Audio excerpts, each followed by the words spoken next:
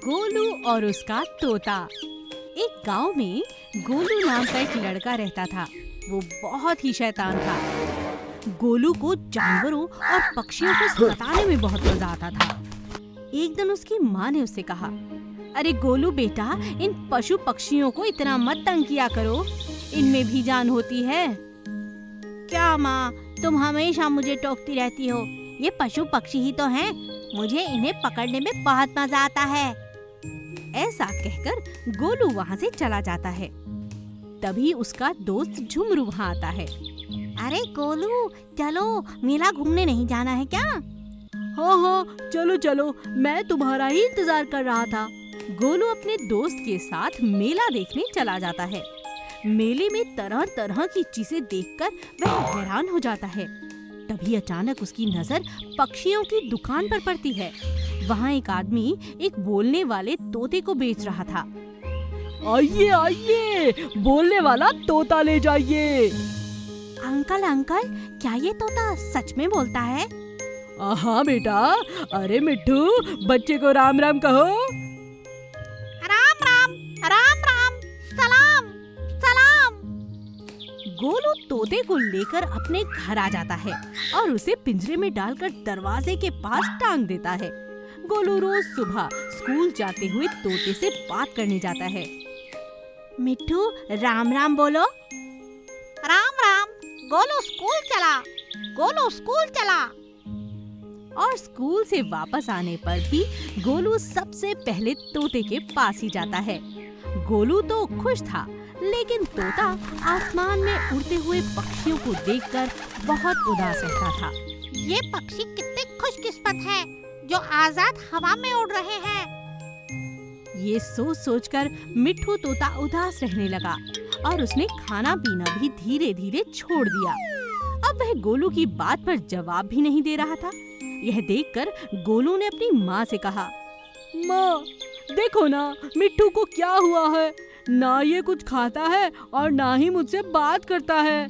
गोलू बेटा, जरा देखो इसे, यह कैसे पिंजरे में कैद है। ध्यान से देखो। अगर कोई तुम्हें पिंजरे में कैद कर दे या मैं तुम्हें कमरे में बंद कर दूं, तो तुम्हें कैसा लगेगा, बताओ? बेटा, मेरी बात मानो तो इसे आजाद कर दो।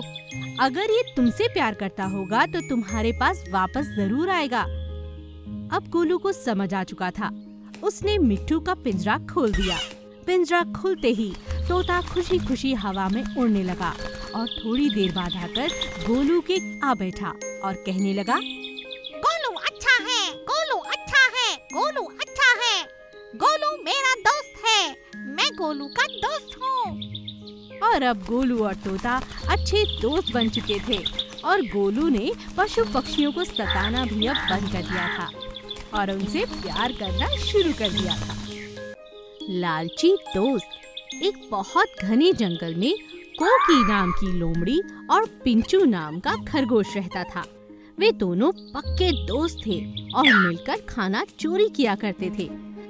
कभी इंसानों का खाना चोरी करते तो कभी जंगल में रहने वाले जानवरों को बेवकूफ बनाकर उनका खाना छीन लिया करते थे।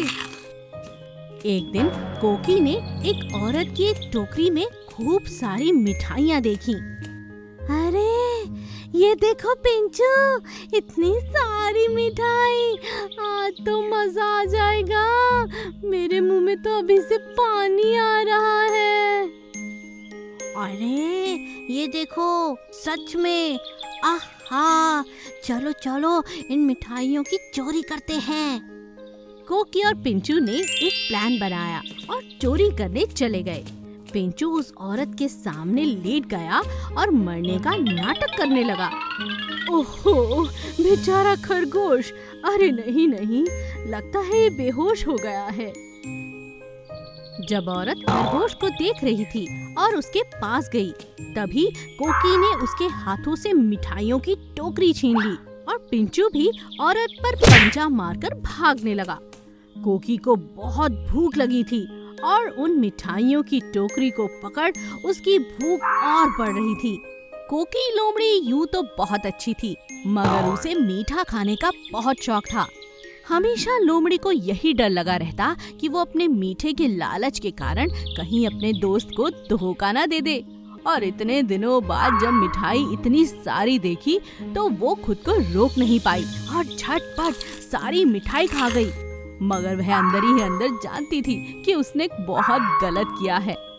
खरगोश को अपनी दोस्त की इस हरकत पर बहुत गुस्सा आया, क्योंकि भूख तो उसे भी लगी थी और उसने इतनी मेहनत जो की थी इन मिठाइयों को चुराने के लिए। मगर ऐसा होने के बाद उसे अपनी दोस्त को सबक सिखाना था, इसीलिए उसने एक योजना बनाई। कोकी से बदला लेने के लिए पिंचू ने उसे ठंडे पानी की नदी में अपनी पूंछ डालने को कहा। आहा, आ जाओ, पकड़ते हैं मछली। तुम अपनी पूंछ पानी में डालो ताकि मछली तुम्हारी पूंछ को खाना समझकर उसके पास आ जाए। कोकी ने ऐसा ही किया और ठंडे पानी में अपनी पूंछ को डाल दिया, लेकिन पूंछ ठंडे पानी के कारण जम गई। मेरी पूंछ, हे भगवान, ये तो जम गई है। पिंचू यह देखकर बहुत खुश हुआ और अंत में अपने दोस्त को समझाया कि लालच करना कितनी गलत बात है। कोकी को अपना सबक मिल गया था। उसने भी अपने दोस्त से माफी मांगी और कभी लालच ना करने की कसम खाई। चूहा, मेंढक और चील। एक जंगल के बीचों बीच चूहों की एक बस्ती थी। वहाँ पर चूहे बड़ी खुशी खुशी अपने बिलों में रहा करते थे। वहाँ खाने पीने की कोई कमी नहीं थी। वहाँ पर चिंटू चूहा भी अपने माता पिता के साथ रहा करता था। चिंटू चूहा बहुत ज्यादा शरारती था। उसे नई नई जगह घूमना, नई जगह देखना और लोगों से शरारतें करने में बहुत मजा आता था। सभी चूहे उसकी हरकतों से परेशान थे और उसकी शिकायत लेकर उसकी माँ के पास जाते हैं। एक चूहे ने कहा, देखो बहन, अपने चिंटू को संभाल कर रखो। कल इसने मेरे पिंटू की पूंछ काट दी। अब तो इसकी शरारतों की हद ही हो गई है। चिंटू चूहे की माँ उसे बुलाकर डांटती है। चिंटू, तुम बहुत शरारती हो गए हो। आज से तुम्हारा घर से बाहर निकलना बिल्कुल बंद। नहीं माँ, ऐसा मत करो। मैं वादा करता हूँ किसी को तंग नहीं करूँगा। लेकिन उसकी माँ उसे एक कमरे में बंद कर देती है। अगले दिन चिंटू के मामा उनसे मिलने के लिए आते हैं। चिंटू की माँ अपने भाई को सारी बात बताती है तो चिंटू के मामा कहते हैं, कोई बात नहीं बहन, बच्चा है, मैं इसे कुछ दिन अपने घर ले जाता हूँ। वहाँ से समझा बुझा कर इसे भेज दूंगा। और चिंटू के मामा उसे अपने साथ लेकर अपने घर चले जाते हैं। उनका घर एक तालाब के पास था। चिंटू के मामा चिंटू को मना करते हैं कि तालाब के पास ना जाए, लेकिन चिंटू उनकी बात नहीं सुनता और वह हर रोज तालाब के पास जाकर घूमने लगता है। एक दिन उसे वहाँ एक मेंढक दिखाई देता है। अरे भाई, तुम कौन हो? मेरा नाम चंपू मेंढक है। तुम कौन हो? चिंटू। चिंटू चंपू को सारी बात बताता है और चिंटू और चंपू की गहरी दोस्ती हो जाती है। एक दिन चिंटू चंपू से कहता है कि वो पानी के अंदर की दुनिया देखना चाहता है। यह सुनकर चंपू कहता है, अरे नहीं नहीं, तुम पानी में जाओगे तो तुम डूब सकते हो। नहीं नहीं, मुझे भी तैरना है और तुम मुझे अपनी टांगों से बांध लेना ना। चंपू ऐसा ही करता है। वो चिंटू की पूंछ को अपनी टांगों से बांध लेता है और उसे लेकर पानी में चला जाता है। लेकिन पानी के भीतर शुरू में तो चिंटू को मजा आता है, लेकिन बाद में वो डूबने लगता है। तभी एक उड़ती हुई चील ने तैरते हुए चूहे को देखा। अरे वाह, इतना मोटा चूहा, मेरे तो खाने का इंतजाम हो गया। और वह डूबते हुए चिंटू को पकड़ने के लिए पानी की तरफ आ जाती है।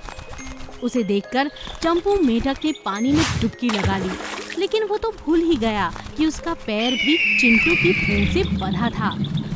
चील ने जैसे ही चिंटू को उठाया तो चंपू भी उसके साथ हवा में उड़ने लगा। अरे कोई बचाओ, मुझे इस चील के पंजे से बचाओ। लेकिन बहुत देर हो चुकी थी। चंपू चिंटू दोनों को लेकर चील उड़ चुकी थी। इसीलिए कहते हैं, हमेशा बड़ों का कहना मानना चाहिए। चतुर मुर्गी और होशियार बिल्ली। चंपारण नाम के जंगलों में एक मुर्गी उसकी 4 बच्चों के साथ रहा करती थी। मुर्गी बहुत ही शांत और सुशील थी, लेकिन बहुत चतुर थी। वह जब भी बाहर खाने के लिए जाती थी, उसकी बच्चों को देखने के लिए उसकी दोस्त खरगोश को उसके घर के यहाँ रख के जाती थी। एक दिन जब मुर्गी बाहर जा रही थी, खरगोश मेरे दोस्त, मैं जब तक मेरे बच्चों के लिए खाना लेके आऊं, जरा ख्याल रखना। थोड़ी देर के बाद खरगोश सो जाती है और मुर्गी के बच्चे भी उसके पास ही सो जाते हैं। तभी एक बिल्ली उसके बच्चे के साथ वहां पर आती है और मुर्गी के घर को देखती है। अरे वाह, कितना अच्छा घर है, मैं आज से इसी में रहूंगी।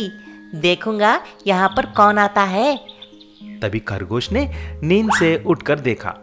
अरे अरे, ये क्या है? ये मुर्गी का घर है। देखो, उसके बच्चे भी मेरे साथ ही हैं।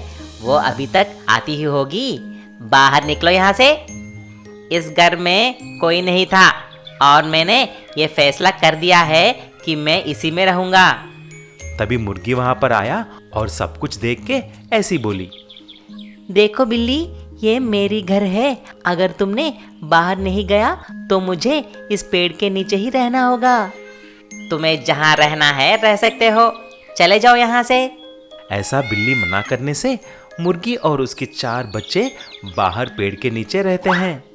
एक दिन जब मुर्गी खाने की तलाश में गई, खरगोश वहां पर नहीं थी। उसी दिन बिल्ली को भी खाने को कुछ नहीं मिला और वह मुर्गी के 4 बच्चों को देखती है।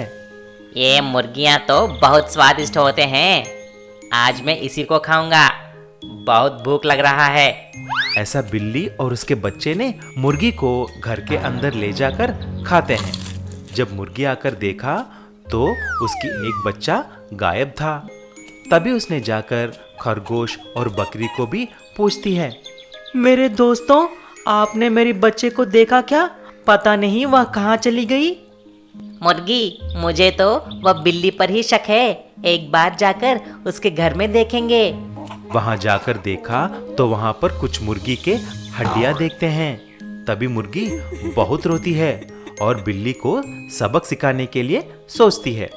अगले दिन मुर्गी और खरगोश मौका देखकर बिल्ली के बच्चे को उठाकर लेके जाते हैं। बड़ी बिल्ली घर आते ही देखती है कि उसका बच्चा गायब है। फिर वह बहुत रोने लगी, बहुत पछताई, जाकर सबसे पूछने लगी। मुर्गी, खरगोश और बकरी, किसी ने मेरे बच्चे को देखा क्या? वह छोटा है, नादान है। हमने तो नहीं देखा, क्या हुआ? बिल्ली वहां से निकलने ही वाली थी, तभी मुर्गी ने ऐसा बोला। बिल्ली, घबराओ मत, तुम्हारा बच्चा हमारे पास ही है। मेरे बच्चों के साथ खेल रही है। मुझे मालूम है कि तुमने ही मेरे बच्चे को खाया है, इसीलिए मैंने तुमको सबक सिखाना चाहा और ऐसा किया। मुर्गी मेरे दोस्त, मुझे माफ कर दो। तब से मुर्गी, बिल्ली और खरगोश अच्छे दोस्त की तरह रहने लगे।